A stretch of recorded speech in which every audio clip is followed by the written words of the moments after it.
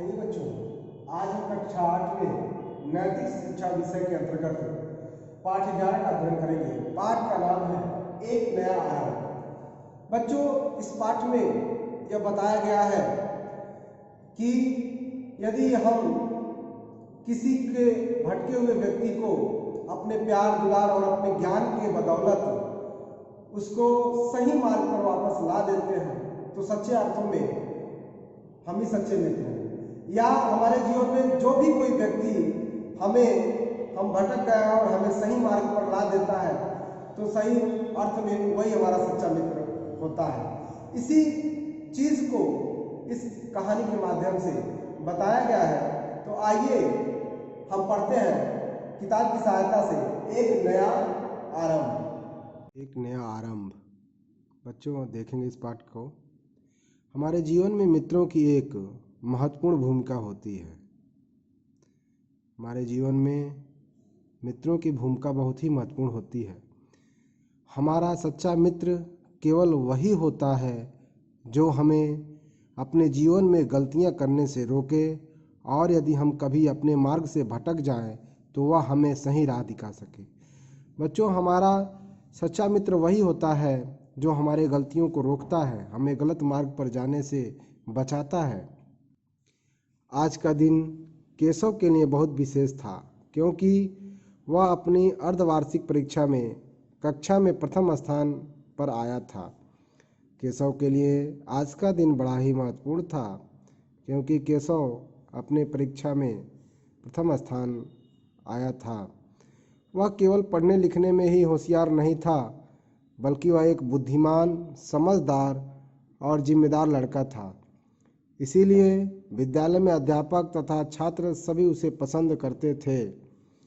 केशव बहुत ही बुद्धिमान और होशियार तथा अच्छी समझ रखने वाला जिम्मेदार बालक था। इसलिए उसके विद्यालय में उसकी काफ़ी रिस्पेक्ट होती थी। बच्चे और अध्यापक लोग भी उसे काफ़ी पसंद करते थे। परीक्षा में उसके प्रथम आने पर कक्षा में बैठे उसके सभी सहपाठी तथा मित्र बारी बारी उसे बधाई देने के लिए आते रहे। सब लोग उसको बारी बारी बधाई दे रहे थे, परंतु केशव ने देखा कि पीछे बैठे हुए मोहन ने उसे उसकी सफलता पर बधाई नहीं दी, लेकिन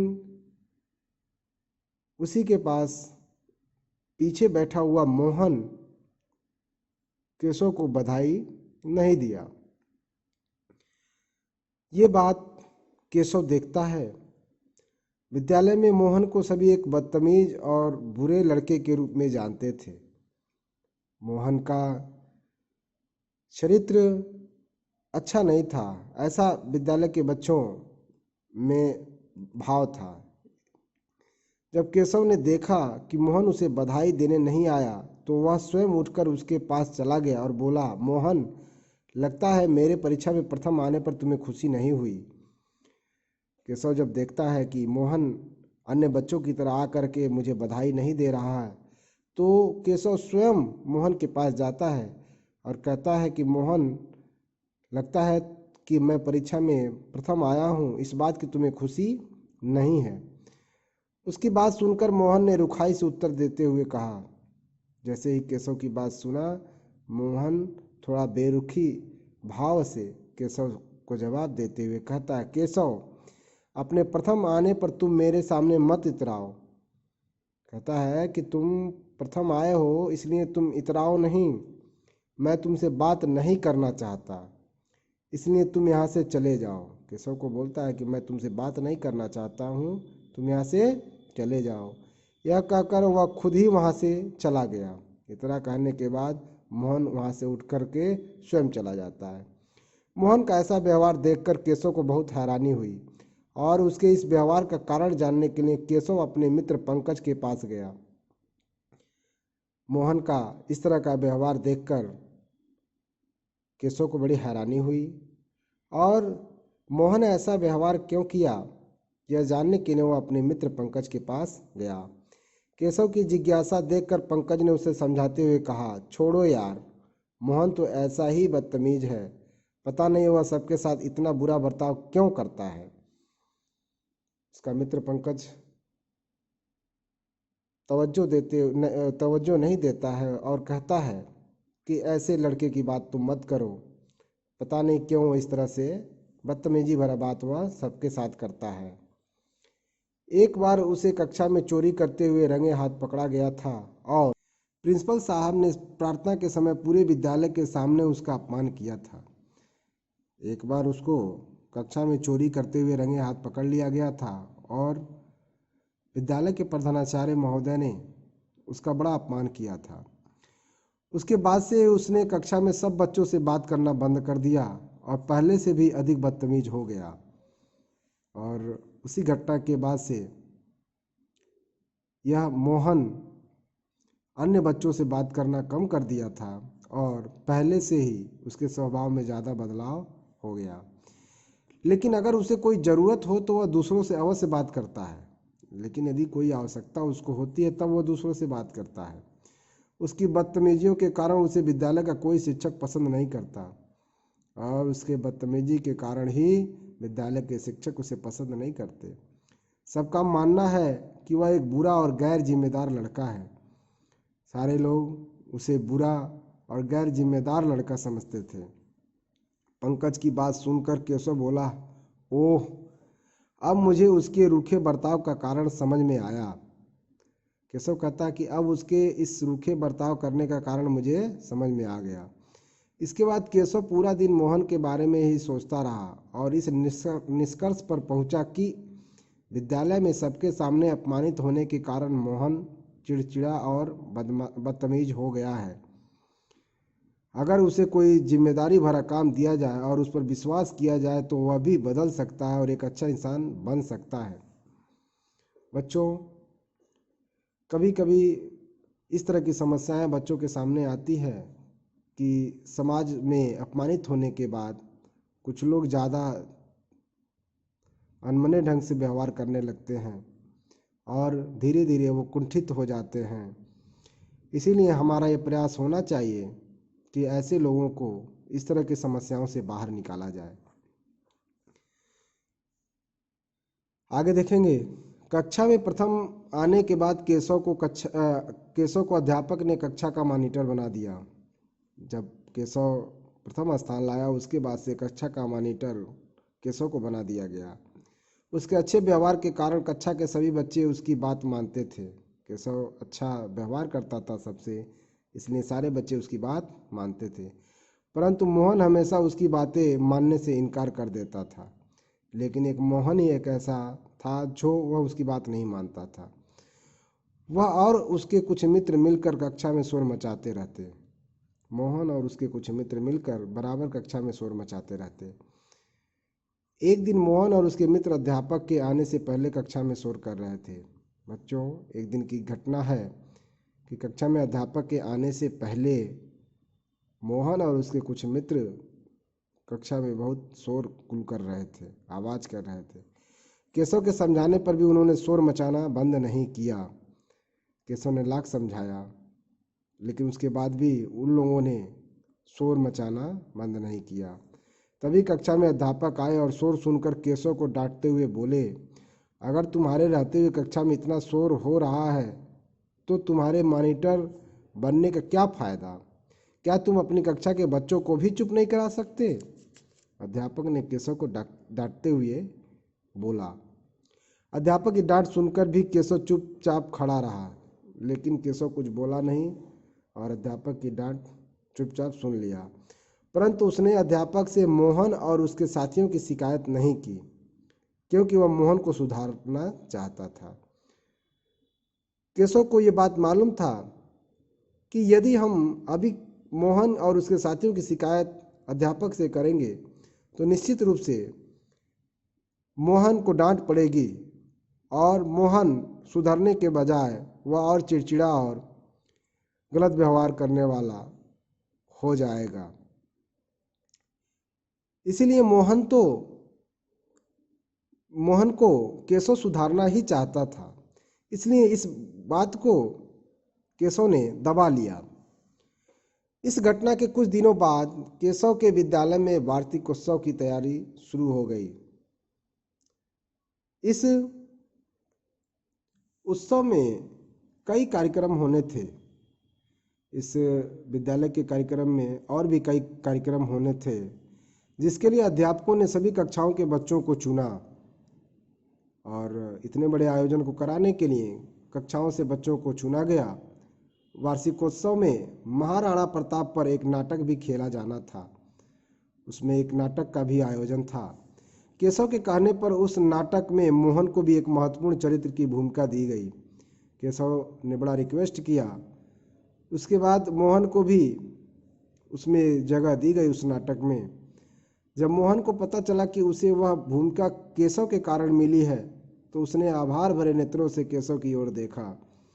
मोहन को जब ये बात पता चली कि केशव के विशेष आग्रह पर इस नाटक में उसको मौका मिला है, तो बड़े ही आभार भरे नेत्रों से मोहन ने केशव को देखा। उस नाटक के लिए मोहन ने खूब तैयारी की। वह ठीक समय पर नाटक के रिहर्सल के लिए आता और अपनी भूमिका के लिए खूब मेहनत से अभ्यास करता। मोहन ने उस नाटक के लिए कहीं कोई कमी नहीं छोड़ी, काफ़ी मेहनत किया। एक दिन नाटक की रिहर्सल करते करते सबको बहुत देर हो गई। एक दिन नाटक का अभ्यास किया जा रहा था, उसमें काफ़ी देर हो गई सभी लोगों को। नाटक में कई लड़कियां भी भाग ले रही थीं। उस नाटक में लड़कियां भी सम्मिलित थी। इसलिए देर हो जाने के कारण अध्यापक ने केशव से कहा कि वह सभी लड़कियों को सुरक्षित उनके घर पहुंचा दे। केशव को यह जिम्मेदारी मिली कि सभी लड़कियों को उसके घर तक पहुंचा दे। सभी बच्चे एक साथ खड़े थे। उसी समय केशव के मन में एक विचार आया और वो बोला, मैं अनु और प्रिया को उनके घर तक पहुंचा देता हूं, और मोहन तुम रिया और देविका को उनके घर तक छोड़ दो। केशव कहता है कि मैं अन्नू को और प्रिया को उनके घर तक पहुंचा दूंगा, और मोहन तुम रिया को और देविका को उनके घर तक पहुंचा देना। उसकी बात सुनकर मोहन तो देविका और रिया को उनके घर तक छोड़ने के लिए तैयार हो गया, लेकिन उन दोनों ने मोहन के साथ जाने से मना कर दिया। मोहन तो तैयार हो गया। चूंकि मोहन का चरित्र विद्यालय में अच्छा नहीं था, इसलिए देविका और रिया ने मोहन के साथ जाने से मना कर दिया। उनकी बात सुनकर केशव ने उनसे पूछा, तुम दोनों मोहन के साथ क्यों नहीं जाना चाहती?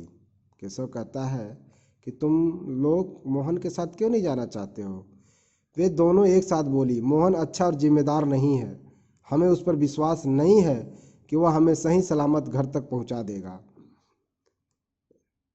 ये बात उन लोगों ने कहा। उनकी बात सुनकर केशव उन्हें समझाते हुए बोला, ऐसा नहीं है। मुझे पूरा विश्वास है कि वह एक अच्छा और समझदार इंसान है। मुझे उस पर पूरा भरोसा है। वह बुरी आदतों का शिकार हो गया है, लेकिन हम अगर कोशिश करें तो वह भी हमारी ही तरह हो जाएगा। केशव ने बड़े विश्वास भरे शब्दों में उन दोनों को समझाया और बताया कि मोहन भी कोई बुरा लड़का नहीं है। यदि हम प्रयास करें तो निश्चित रूप से वह भी हमारे जैसा हो सकता है। केशव की बात सुनकर रिया और देविका मोहन के साथ अपने घर जाने के लिए तैयार हो गई। केशव के समझाने पर वो दोनों मोहन के साथ घर जाने के लिए तैयार हो गई। केशव ने मोहन को बुलाया और रिया और देविका को अपने साथ ले जाने के लिए कहा। उसकी बात सुनकर मोहन बोला, लेकिन वे दोनों तो मेरे साथ जाना ही नहीं चाहती। मोहन कहता है कि वो दोनों तो मेरे साथ घर नहीं जाना चाहती। केशव बोला, नहीं, ऐसी बात नहीं है, वे दोनों तुम्हारे साथ जाने के लिए तैयार हैं। यह कहकर केशव ने देविका और रिया को बुलाया और उन्हें मोहन के साथ भेज दिया। केशव ने बड़े अच्छे ढंग से उन दोनों को समझाया और मोहन को सुधारने का उसका यह पहल देखते हैं आगे। अगले दिन देविका ने केशव को बताया कि मोहन उसे और रिया को बड़ी सावधानी के साथ उनके घर छोड़ने गया। देविका ने सारी बात बहुत अच्छे ढंग से केशव से बताया। उसने पूरे रास्ते उन दोनों का बहुत ध्यान रखा और उनके साथ बहुत अच्छा बर्ताव किया। यह सुनकर केशव को बहुत खुशी हुई। उसने सोचा कि उसने मोहन पर जो विश्वास किया था वह व्यर्थ नहीं गया। मोहन अब धीरे धीरे बदल रहा था। मोहन अब धीरे धीरे अपने अंदर बदलाव कर रहा था।